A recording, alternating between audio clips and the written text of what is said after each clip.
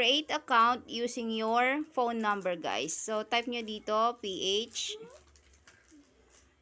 and then your number sa baba. And then, click nyo lang yung submit after nyo mag-type ng inyong number. Lalagay tayo dito ng ating email, then verify lang natin yung email. Tapos, create tayo ng password, then submit. Input nyo dito yung real name nyo. Tapos, gawa na rin kayo ng inyong username. Then, lagay nyo dito yung invitation code ko, which is my username, Mutia Torres 22. So, dito, get started lang tayo. Pindutin nyo lang yan. And then, dito tayo magmimina. Click nyo lang po yan. Then, next nyo lang to hanggang matapos siya. And pag nakapunta po kayo dito, ito po yung pinaka-dashboard natin. Dito natin makikita yung ating namina at mga pwedeng i-transfer na pay na ating mamimina. Punta tayo dito kay mainnet checklist. Kasi dito natin makikita yung ating mga gagawin upang ma-verified po ating account. So first ito is download natin si Pi Browser. Click nyo tong sign in to Pi Browser. Then mapupunta tayo sa Play Store. Kailangan po natin siyang install. After installing, open na po natin. Click continue to Pi Wallet. Ayan, mag-generate tayo dito guys ng wallet natin. Dito po makapupunta lahat ng mamimina natin sa app. Click generate new wallet. And then, magbibigay po sila dito ng passphrase. I-copy nyo lang po siya and i-save nyo po kung saan nyo pwedeng i-save.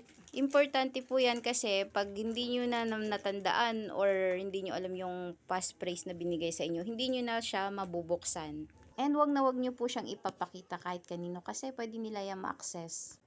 Itong wallet na to is dito tayo magta-transact ng mga Pi natin na mamimina. Makukuha nga po natin yun pag tayo ay na-verified na.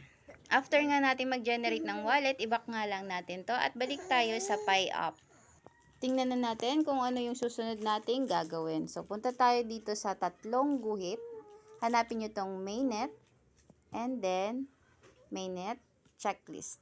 So, nasa ikatlong ano na tayo. Confirm your Pi wallet. Yun yung ginawa natin kanina. And yun nga yung pinapasave kong passphrase nyo guys. Huwag nyo kakalimutan. Yan, i-confirm lang natin. So, yun. Ika-apat na tayo. Commit to lockup configuration. So, ito naman yung lockup ng ano natin, Pi. Kasi pag transferable na po siya, pwede nyo po siyang makuha pwedeng in 2 weeks or in 6 months or in 1 year or in 3 years. Ang purpose po nito is, pag na-transfer na po yung Pi natin sa Pi wallet, ma-unlock lang natin yon sa ating isinet na duration dito. So, kung ako sa inyo, piliin nyo yung pinakamababa 2 weeks or 6 months. And then, commit lockup po tayo doon. So, yan. Success na po siya. Okay na po yan. So, i-back na lang natin para tingnan natin yung susunod natin gagawin. So, yung mga naka-green guys is completed na. So, eto na tayo. Magsisecure tayo ng account. Ang gagamitin po natin dito is yung ating Facebook account. So, i-verify natin yan with Facebook. So, after nyo mabind yan, punta na tayo sa susunod na task. Yung susunod na tayo, eto na, i-agree lang natin yung mga terms and condition dito sa Pi app.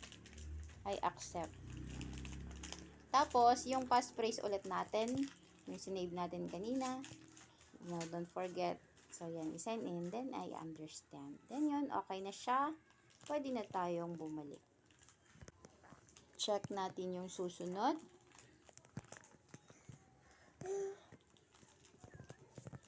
So, ito na yung KYC guys. Dito na tayo mag-KYC.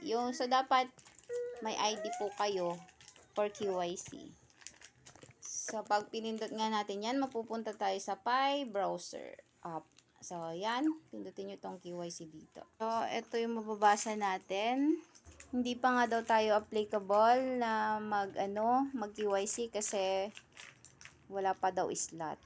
And, kailangan nating active na magmina sa loob ng 30 days. So, pindutin nyo lang guys dito ha, pag natapos yung pagmimina nyo.